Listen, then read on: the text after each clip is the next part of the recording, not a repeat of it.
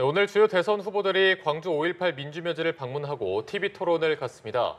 한편 윤석열 전 대통령의 탈당을 놓고 양당은 엇갈린 반응을 내놓고 있습니다. 대선 판도에 어떤 영향을 미칠지 두 분과 짚어보겠습니다. 이창근 국민의힘 하남을 당협위원장, 또 이동학 전 더불어민주당 최고위원 모셨습니다. 어서 오십시오. 안녕하세요. 네. 자, 5.18 민주운동 45주년을 하루 앞두고 이재명, 김문수 후보 일제히 호남을 찾았습니다. 두 사람 모두 광주 정신을 강조했는데요. 먼저 들어보시고 대담 이어가도록 하겠습니다. 광주의 참상으로 광주 항쟁의 정신을 이어받아서 삶의 방향을 바꾸고 이 나라 민주주의와 살만한 세상을 위해서 살기로 다시 태어난 사람들이 무수히 많을 것입니다. 5.18 정신 아래 그 어떤 부패도 그 어떤 독재도 있을 수 없습니다. 이게 민주주의입니까? 이게 5월 정신입니까? 네, 어제 광주를 찾아서 광주 정신을 강조한 두 후보의 발언을 함께 듣고 오셨습니다. 일단 오늘도 이제 광주에서 5.18 민주화운동 45주년 기념식이 열립니다. 이재명 민주당 후보도 그렇고 김문수 후보도 그렇고 일단은 호남 민심 잡기에 주력하는 모습이었는데 이 발언들은 좀 어떻게 들으셨습니까? 사실 민주화 운동과 관련해서는 이재명 후보보다는 김문수 후보가 보다 직접적인 관련이 있죠. 본인이 직접 민주화 운동을 했었고 그리고 5.18 민주화 운동 당시 광주 교도소 그 부분도 본인과 직접적 연관이 있기 때문에 사실 그러한 부분들을 광주 그리고 호남 시민들이 직시하신다면은 정말 민주화 운동을 경험했고 함께 동시대를 살아가는 그러한 사람이 누구냐 할 때는 사실 김문수 후보가 맞습니다. 하지만 지역적인 어떤 지지세나 이런 걸 봤을 때는 그게 와닿지가 않죠. 그래서 마치 민주화 운동 이꼬르 민주당 이런 식의 등식이 성립되어 있는데요. 사실 그렇진 않습니다. 그래서 이러한 부분들을 광주 그리고 호남 시민들이 알아주신다면은 아마 김문수 후보에 대한 그러한 동정론이 될 수도 있고 또 함께 민주화운동을 했던 그러한 과거 인물들이 또 지지를 보낼 수도 있고 이러한 부분들을 좀 더 부각을 해야 되겠고 그게 된다면은 그 진심을 알아줄 거라고 믿습니다. 하지만 반면 이재명 후보는 민주화를 외치지만 사실 민주당에서의 지금 현재 사법개혁이라 미명하에 이루어지는 모든 것들은 사실 민주화하고는 거리가 먼 것들이거든요. 왜냐하면 입법부의 권력이 워낙 세기 때문에 입법부는 통제를 받지가 않습니다. 탄핵을 당하지도 않고 또 국민 소환제도 없어요. 그러다 보니 입법권을 이용해서 본인들이 마음에 들지 않으면 무조건 법을 바꾸겠다는 거거든요. 그러한 분들이 과연 민주화 정신에 부합하느냐 그런 부분들을 시민들께서 좀 알아주셨으면 하는 그런 바람입니다. 네, 지금 호남 지역 표심은 어떻게 분석하고 계십니까? 아무래도 이번 대선 자체가 민주주의가 완전히 무너지고 독재 국가로 만들려고 했었던 그런 시도를 시민들이 막아냈던 거 아니겠습니까? 그러니까 5.18하고도 굉장히 큰 관련이 있다. 저는 이렇게 보고요. 근데 이제 이재명 후보의 경우는 지금 단순히 우리의 어떤 지역이니까 찍어달라 이렇게 얘기를 하는 것이 아니고요. 굉장히 산업 전략을 두루두루 들고 가고 있습니다. 전남 같은 경우는 재생에너지 이 부분들을 메카로 만들겠다. 그래서 그 에너지를 통해서 지역 주민들에게 또 이 소득으로 연결시킬 수 있는 그런 이 정책을 가지고 있고요. 그다음에 광주에서는 AI, 이 AI의 메카로 만들겠다. 그리고 전북 같은 경우에는 이 농업수당 이 관련된 것들을 이야기했죠. 그러다 보니까 전반적으로는 어찌됐건 그동안 지역이 이제 침체되어 있었고 그다음에 GRDP라고 하는 이 지역 총생산에도 굉장히 많이 이제 하락하는 그런 국면이었죠. 지역이 소멸하고 있고 그런 것들을 다시 한번 좀 활력을 일으켜 보자라고 하고 있는 것이고요. 민주 관련돼서는 결국에는 대한민국이 민주주의를 굉장히 성숙하게 지금 이 시민들과 함께 만들어 왔는데 이번 국면에서 윤석열 전 대통령이나 아니면 김문수 후보가 그동안 계엄을 옹호하고 그다음에 탄핵을 반대해왔던 그러한 모습 속에서 결국 국민들께서는 이번에도 역시 이재명 후보가 굉장히 많이 준비되어 있고 민주주의적 측면에서도 우리나라의 이 리더가 될 법하다 이렇게 생각을 하고 있는 것 같습니다. 네, 한편 어제 윤 전 대통령이 국민의힘을 탈당했습니다. 이번 탈당을 두고 김문수 국민의힘 후보는 그 뜻을 존중한다며 당이 더 단합하고 혁신할 것이라고 했고 민주당은 사기극이라고 강하게 비판했는데요. 관련해서 들어보시고 대담 이어가겠습니다. 오늘의 탈당이야말로 내란숙의 윤석열과 김문수 후보, 국민의힘이 모두 한 몸이고 공동 운명체임을 보여주는 증거입니다. 눈 가리고 아웅, 위장 탈당 쇼에 속아 넘어갈 국민은 없습니다. 대통령의 탈당에 대해서 그 뜻을 저는 존중합니다. 그 뜻이 잘 저희들이 받아들여서 당이 더 단합하고 더 혁신해서 정말 국민의 뜻에 맞는 그런 당으로 또 그런 대통령이 될 수 있도록 노력을 하겠습니다. 네, 윤 전 대통령이 탈당을 했습니다. 국민의힘이 남은 2주 동안 지지층 재결집의 움직임을 좀 보일 수 있을 거라고 보십니까? 그렇습니다. 지난주 발표됐던 한국갤럽의 조사를 보더라도 보수를 지지하는 층의 지지율이 사실은 58%밖에 되지 않았어요. 그리고 지난 경선 과정을 보더라도 한동훈 후보가 받은 당내 지지율도 한 40% 되고요. 그래서 국민과 당 민심을 합쳐서 한동훈 후보가 받은 게 약 43%지 않습니까? 그런 걸 보더라도 이번 윤석열 전 대통령의 탈당을 계기로 아마 지지를 보내지 않았던 그러한 당의 지지층도 결집을 할 수 있다, 저는 그렇게 보고 있습니다.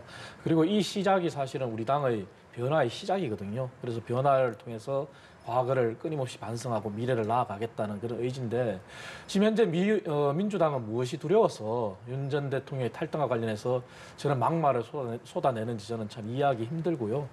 아마 이러한 지지층 결집이 민주당이 두려워하는 것인가, 이런 의문도 보냅니다. 어찌됐든 간에 저희 당은 과거를 반성하고 미래를 나아가겠다는 그러한 의지에는 변함이 없습니다. 그래서 그 변화의 시작이 늦었지만 윤 대통령의 탈당이고, 그리고 앞으로 이 부분에서 시작해서 더 많은 비전을 보여주면서 나아간다면은 일반 중도 시민들도 민주당의 정말 보이지 않는 입법권을 이용한 이러한 독재, 그리고 사법개혁이라 미명하여 벌어지는 모든 것을 국회에서 다 할 수 있다. 사실 이런 식이면 대선을 치를 이유도 없거든요. 입법부가 정권을 가지고 행정부도 장악하고 사법부도 장악하면 되니까 이러한 부분들도 그 폐해가 어떻게 되는지 그런 것을 알아주실 거라고 저는 그렇게 생각합니다. 네, 국민의힘이 이재명 추격전에 좀 총력을 기울이고 있는데 네. 어떻게 보셨는지요? 저는 윤석열 전 대통령의 탈당은 큰 의미가 없다, 이렇게 보고 있습니다. 이게 지금 영구 없다도 아니고 지금 없어도 그냥 없는 게 아니죠. 그대로 있는 상황입니다. 그리고 늦어도 지금 너무 늦었잖아요. 그리고 출당 조치도 아니고 본인의 자진 탈당이라고요. 그러니까 국민들이 볼 때 국민의힘이 변하고 있다라고 전혀 느끼시지 않을 것 같습니다.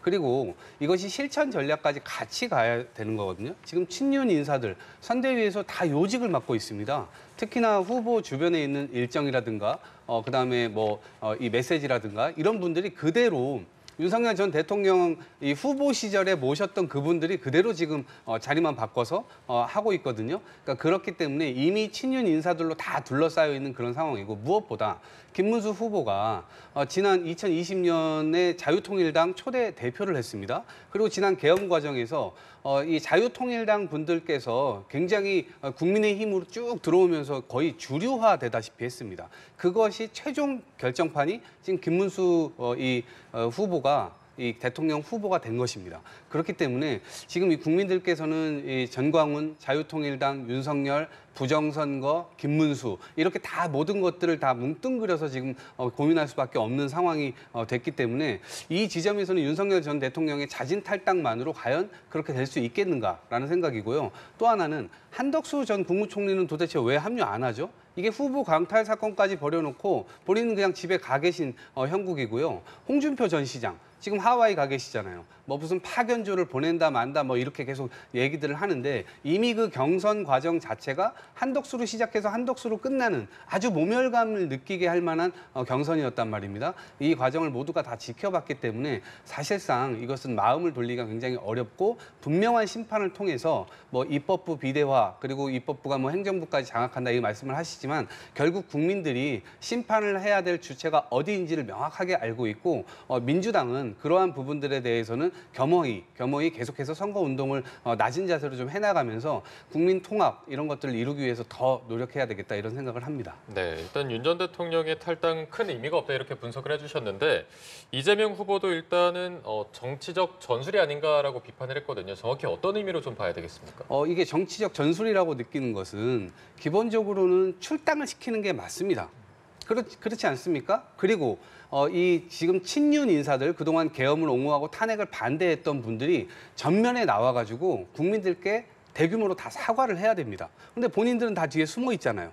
아주 젊은 35살의 김용태 이 의원을 지금 비대위원장으로 세워놓고 그 뒤에 지금 다 숨어 있는 거거든요. 전 대단히 비겁한 행동들이라고 생각하고요. 그다음에 지금 탈당 쇼라고 지금 이야기도 붙이고 있는데 이렇게 쇼를 해가지고 눈에 다 보이지 않습니까? 아까 제가 말씀드렸던 대로 선대위의 요직들을 다 차지하고 있는데 그들이 일단 일선에서 다 물러나야 이게 믿을만한 거 아니겠습니까? 그리고 당의 전면에 누가 나와야 됩니까? 그동안 탄핵 찬성을 외쳤던 그런 분들이나 아니면 계엄 이거 말도 안 된다라고 얘기했었던 그런 사람들이 기용이 되어야 아 국민의힘이 변하는구나 이렇게 생각할 텐데 그런 건 전혀 없고 지금 계속해서 지금 옷만 바꿔 입는 상황이거든요. 몸은 그대로예요. 그러다 보니 그런 것들에 신뢰를 줄 수 있겠느냐라고 얘기를 하는 겁니다. 조금 진정성에 의심이 간다라고 지적을 해주신 것 같은데 일단은 이재명 후보 같은 경우 당이 제명을 했어야 한다 이런 입장이었거든요. 이 입장은 어떻게 보셨습니까? 그것은 이재명 후보의 본인의 판단이죠. 제명이든 탈당이든 그 선택이 뭐가 됐든 간에 윤석열 전 대통령은 이제 과거 인물로 됐습니다. 그리고 당에서 이제 멀어졌습니다. 그게 핵심인 것이고요. 이재명 후보도 그렇게 나오는 것 자체가 아마 당의 결집 그리고 보수의 결집 때문에 두려운 거 아닌가 이런 생각을 하는데요. 남의 당에 그렇게 관심을 두실 필요가 없습니다. 저희 당은 윤석열 전 대통령이 떠났기 때문에 이제 한동훈 전 대표도 이제 유세전에 참석한다는 거 아니겠습니까? 그렇게 변화를 보여주겠다는 거고요. 그리고 당내의 선대위 움직임도 마찬가지입니다. 처음 단추는 잘못됐지만 석동현 윤 전 대통령의 변호사도 사퇴를 했습니다. 그래서 그러한 변모를 보이고 있고요. 중요한 것은 그겁니다. 국민들이 피부로 느낄 수 있는 미래 비전이 뭐냐? 이게 저는 중요하다고 생각합니다. 그런 부분이 결국은 국민들이 판단할 수 있는 거거든요. 그래서 국민들도 아마 지금 현재 선택을 잘 하셔야 됩니다. 정책이라는 것은 한번 입안이 됐을 때 잘못된 정책이 가져올 수 있는 피해가 얼마나 큰지 우리는 다 피부로 느꼈지 않습니까? 그게 사실 문재인 전 대통령 시절입니다. 경제학 교과서에도 없는 소득주도 성장. 그래서 지금 소상공인 자영업자들이 얼마나 큰 고통을 받고 있지 않습니까? 그 최저임금 한번 급격하게 올린 뒤에 내려갔습니까? 못 내리거든요. 그게 자영업자의 몰락으로 왔지 않습니까? 그런 부분들이 국민들이 판단할 거라고 생각하고 그래서 아마 김문수 후보도 정책에 대해서 규제 철폐라든지 기업하기 좋은 환경 이런 것을 내놓은 겁니다. 그래서 미래는 결국 정책에서 나오는 것이고 윤 대통령의 탈당으로서 인해서 이제는 과거 인물이 됐고 명백합니다. 그리고 선대위도 또 다른 움직임이 있는 것이 의원들이나 원외위원장들 모두가 다 지역구를 가서 정말 내가 김문수다 하고 뛰어라 하는 이러한 지침도 내려갔습니다. 그래서 아마 남은 2주간 저희 당이 얼마나 더 큰 비전을 보여드리고 변화를 보여드리는지 그것을 국민들이 봐주시면 저는 될 거라고 생각합니다. 예. 네, 한편 홍준표 전 대구시장과 한동훈 전 국민의힘 대표가 여전히 선대위 합류를 고사하고 있습니다. 오늘 홍 전 시장을 설득하기 위한 하와이 특사단도 출국한다고요? 그렇습니다. 이제 한동훈 전 대표는 선대위의 자리를 맡는 것이 크게 중요하다고 생각하지 않는 그러한 성격을 가지고 있습니다. 하지만 본인이 윤 전 대통령 탈당을 계기로 이제 현장에서 시민들을 만나겠다고 하는 거 아니겠습니까? 그것만으로도 저는 굉장한 변화를 보여드리는 거고 한동훈 전 대표를 지지하는 40%의 당내 지지층도 결집할 거라 저는 봅니다. 그래서 한동훈 전 대표가 지난 일주일간 못 뛰는 것을 2배, 3배로 띄워주길 바라고 있고요. 홍준표 전 대구시장 같은 경우는 이제 특사단도 출범하고 하지만 사실 그간에 홍 전 대표와 이재명 후보 간에 어떤 미락이 있는 거 아니냐 하는 이런 의구심도 많이 보냈습니다. 하지만 홍 전 시장 같은 경우는 당에 30년을 몸담은 사람이에요. 그래서 당의 원로이자 선배로서 또 당의 대표도 지내셨고 원내대표도 지내셨고 대선 후보도 지내셨거든요. 물론 본인이 경선 과정에서 겪었던 그러한 배신감, 아픔 그런 건 알지만 무엇이 나라를 위한 건지 또 당을 위한 건지 본인은 아실 거라고 저는 생각해요. 그래서 특사단이 오는 것도 오지 마라 하셨지만 만나신다면 아마 마음은 여기 있을 거라 생각합니다. 거리는 하와이에 있지만 그래서 당을 위해서 SNS를 통해서라도 다시 한번 결집해서 김문수 후보에게 힘을 보태달라, 저는 그런 메시지를 보내주실 거라고 그렇게 믿고 있습니다. 네, 현재 국민의힘 개혁신당 이준석 후보의 연대 가능성도 좀 점쳐지고 있는데요. 연대 가능성에 대해서는 어떻게 보시는지요? 저는 뭐 거의 0%에 수렴하지 않을까 싶어요. 이게 가능하지 않은 얘기인데요. 기본적으로는 어쨌든 민주주의가 뭐 파괴되다시피 할 뻔했고, 그리고 독재 국가로 갈 뻔했습니다. 정치적인 상대방들을 거의 물리력으로 해가지고 사실상 거의 다 죽을 뻔했습니다.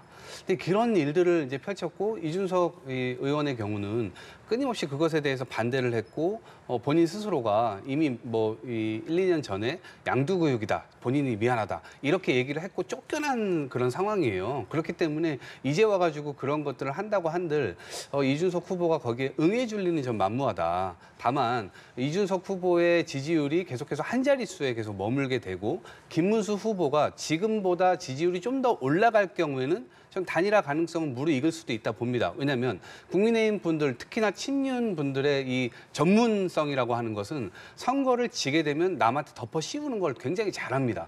그런 측면에서 이준석 후보가 이거 다 덮어 쓸 수도 있는 건이거든요. 그리고 지금 홍준표 시장 뭐 하와이 특사단 파견 보내는 것도 있잖아요. 결국엔 안 도와주면 홍준표 시장 때문에 졌다, 이렇게 계속 덮어 씌우려고 하는 그런 상황 때문에 홍준표 시장도 그냥 제발 오지 마라, 이렇게 그런 것들을 다 알기 때문에 이렇게 움직이는 것인데, 어쨌거나 이 국민의힘 자체가 이 계엄이나 탄핵, 이 강을 지금 사실상 못 건너고 있는 상황입니다.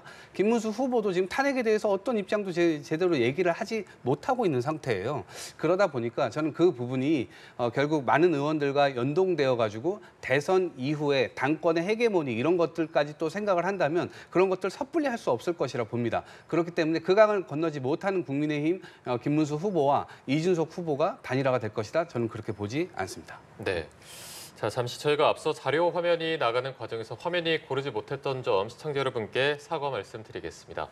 자, 저희는 대담으로 계속 이어가 보도록 하겠습니다. 앞서 이제 이준석 후보와 국민의힘의 어떤 연대 가능성에 대해서는 0%로 수렴한다라고 말씀해 주셨는데, 그렇다면 이준석 후보의 앞으로의 움직임은 좀 어떻게 전망하고 계십니까? 이준석 후보는 국민의힘을 대체하기 위해서 노력을 해야 됩니다.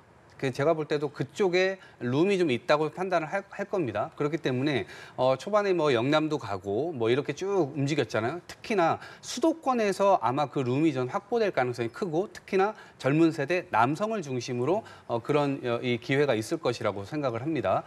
일단은 이준석 후보가 젊은 세대, 특히나 남성 20대들에게 인기가 있는 만큼 그것과 관련된 행보, 지금 뭐 대학교 다니면서 학식 먹자 이런 것들을 하고 있고, 미래 세대가 좋아할 만한 그런 정책 제안 같은 것들을 하면서 지금 보수가 갖고 있지 못한 점들, 너무나 노쇠하고 낡았고 그리고 반민주적인 그런 행태들을 다 보이지 않았습니까? 그러면 앞으로 보수 세력이 망가진 상태에서 대한민국 정치가 어떻게 되겠느냐? 뭐 상대적인 어떤 진보 쪽만으로도 이끌어가기가 굉장히 어려울 겁니다. 그래서 보수의 복원이라고 하는 것은 굉장히 중요한 과제가 될 텐데, 특히나 김문수 후보와는 완전히 이제 대비되는 그런 캐릭터 아니겠습니까? 그런 것에 전 소구할 수 있다고 한다면 이번 대선에서 일정 부분 두 자릿수 정도만 맞게 된다면 앞으로도 보수 세력, 그동안 국민의 힘을 지지했던 많은 사람들이 이제 지지를 포기하고 다른 대체제를 좀 찾을 수 있는 그런 계기가 되지 않을까, 그런 쪽으로 좀 움직이지 않을까 예상을 해봅니다. 네, 아직까지는 지지율이 한 자릿수에 머물고 있긴 한데, 글쎄요, 지금 국민의 입장에서는 김문수 후보와의 단일화 가능성 어느 정도로 좀 보고 있습니까? 뭐 단일화에 저희는 그렇게 목을 매지 않습니다. 왜냐하면은 더 중요한 것은 사실 국민과의 통합이거든요. 그리고 국민과의 단일화가 중요한 것이지 이준석 후보와의 단일화에 시간을 쏟을 그런 여유도 없습니다. 그래서 어떻게 하면 국민 속으로 더 한 걸음 한 걸음 나아가느냐, 그게 핵심인 거죠. 그리고 이준석 후보 같은 경우는 사실 젊은 정치인이고 우리 당의 전 대표도 지냈지 않습니까? 하지만 지금 당의 이준석 후보도 이제 배신감을 느끼고 탈당을 해서 이제 가고 있는데, 이준석 후보가 좀 더 큰 정치로 성장하려면은 저는 이준석 후보도 태도를 바꿔야 된다고 생각합니다. 무슨 말씀이냐면은 본인이 영남 지역을 가서 보수의 대체제가 되겠다고 얘기했지 않습니까? 그렇다면은 국민의힘과 김문수 후보에 대한 비판보다는 본인의 정치를 보여줘야 돼요. 본인의 비전이 뭔지를 보여줘야 돼요. 그렇지 않다면은 본인도 그냥 똑같은 그러한 기성정치와 다른 바가 없습니다. 그렇기 때문에 지금은 본인이 남의 당을 비난하고 그리고 남의 후보를 비난하기보다는 거기에 대한 관심은 접어두고 본인이 왜 보수의 대체제가 될 수 있는지 그리고 본인이 왜 미래를 보여줄 수 있는지 거기에 저는 더 주력해야 된다고 생각합니다. 그것이 어떻게 보면 서로 당은 다르지만 이재명 후보와 대비되게 이것이 정말 보수의 정치지 이런 것을 함께 보여주면서 국민의힘과 시너지가 날 수 있는 그런 방향이라고 저는 봐요. 그래서 이준석 후보도 오늘부터는 본인의 정치를 보여주고 본인의 비전을 보여주기를 저는 바라겠습니다. 네, 한편 이 영남과 호남을 훑은 이재명 후보 내일부터는 수도권 중도 공략에 좀 나섭니다. 대세론의 쐐기를 받겠다는 행보로 보이는데요. 네. 이제 수도권이라고 하면 어쨌든 기본적으로는 상식적으로 생각하시는 분들 굉장히 많고 이번 계엄이나 탄핵 이 상황을 겪으면서 굉장히 보수 정권에 대해서 실망하게 된 경우가 많고요. 특히나 지금 많이 화가 나 계십니다. 그런 상태에서 단순히 이제 그것만으로 접근하는 건 아니고요. 이제 부동산이라든가 그동안 민주당이 좀 뼈아프게 심판을 받았던 측면이 있습니다. 특히나 문재인 이 정부에서 저희들이 이제 공급 대책도 많이 내놨지만 여러 가지 부동산 대책에 손을 많이 대는 거의 한 30번 가까이 됐을 거예요. 그러다 보니까 이번 이재명 이 후보의 경우는 오히려 손을 대지 않겠다. 그냥 자율적으로 좀 놔두겠다. 대신 공급에는 좀 신경을 쓰겠다. 이런 것들을 통해서 결국 수도권 집값이 출렁거리지 않도록 하는 그러한 조치들을 좀 내세우고 있고요. 그리고 앞으로 이제 경쟁력이라고 하는 게 수도권뿐만 아니라 지방 경쟁력도 굉장히 중요하지 않습니까? 그래서 지역을 5개로 일단은 권역으로 좀 나누고 광역으로 나누고 3개의 특별자치도를 중심으로 이 지역 경쟁력을 활성화시킬 그런 대책들을 다 가지고 있습니다. AI라든가 배터리라든가 그런 산업 동력을 통해서 결국 대한민국의 제2의 도약을 좀 만들어 보자 이렇게 호소를 하고 있습니다. 네, 말씀하신 것처럼 이재명 후보가 문재인 정부와는 좀 차별화된 부동산 정책을 언급했는데 중도층 표심까지 공략할 수 있을까요? 사실 문재인 전 정부와 차별화된다고 했지만 구체적인 내용은 하나도 없습니다. 사실 문재인 전 정부의 부동산 정책에 대해서 차별화하겠다 그러면은 저는 선행돼야 될 것이 반성이라고 생각합니다. 하지만 문재인 정부 때 어떻게 했습니까?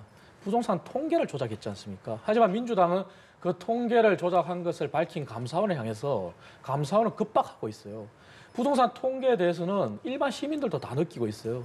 우리 일반 시민들이라 하면은 KB 부동산 통계를 늘 보지 않습니까? 하지만 KB 부동산 통계의 상승률과 한국 부동산원의 상승률이 너무나 달랐어요. 그런데 그게 조작인 게 밝혀졌지 않습니까? 거기에 대한 반성이나 사과는 하나도 없어요. 그리고 이재명 후보의 경제 공약을 아무리 좋게 봐주려고 하더라도 정말 내용이 없고 진실성이 의심이 됩니다. 대표적인 게 이겁니다. 본인은 기본사회에 대해서 포기를 하지 않았어요. 기본사회 대표적인 게 뭡니까? 기본소득과 기본주택이잖아요. 기본소득은 본인의 신념과도 같다 그래요. 그리고 기본주택과 관련해서는 아직까지도 철회하겠다. 공약을 철회하겠다는 얘기가 없어요. 그런 걸 놓고 어떻게 우리가 진정성을 의심 안 할 수가 있겠습니까? 그리고 재건축 재개발 공약을 했는데 구체성이 없어요. 하지만 김문수 후보는 재건축 재개발과 관련해서 지자체 권한을 이양하겠다 그랬습니다. 그 얘기는 뭐냐면은 오세훈 서울시장이 했는 신통기획이라고 있습니다. 그래서 서울시가 권한을 가지고 재개발 재건축을 할 때 기간이 단축된다는 거예요. 그 기간이 단축되면 그것은 비용 절감화도 연결됩니다. 그렇다면은 당연히 집값도 분양가도 싸지겠죠. 비용이 줄어드니까. 하지만 이런 내용이 하나도 없어요. 이러한 것을 어떻게 중도층이 의심 안 할 수가 있겠습니까? 그리고 마지막으로 가장 중요한 것이 일자리지 않습니까? 수도권은.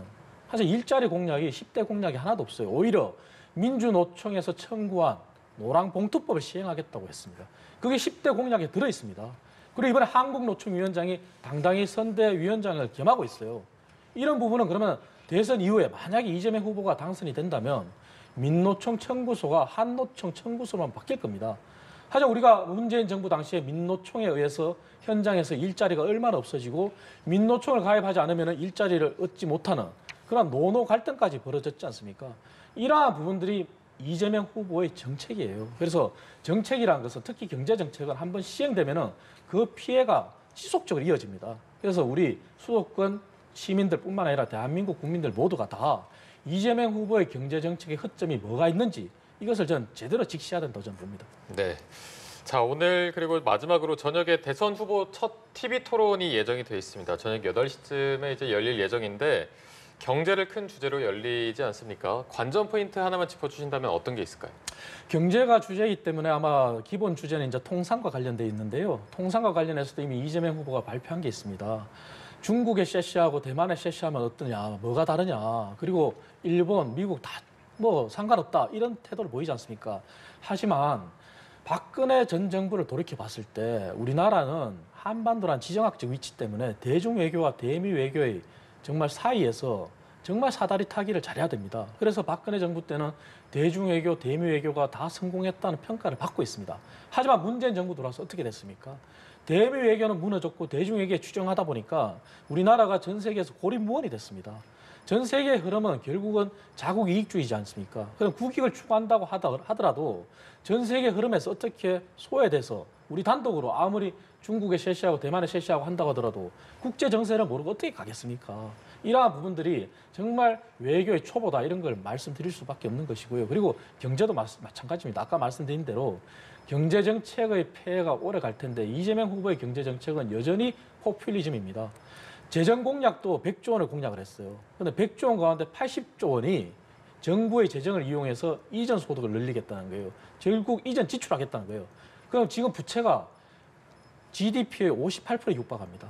만약에 이재명 후보식의 공약으로 진행이 된다면 문재인 정부 때 40% 룰을 깼습니다. 그 40% 룰을 깨다 보니까 GDP 대비 60% 가까이 부채가 올라왔어요. 예. 100%까지 가지 말라는 법이 없어요.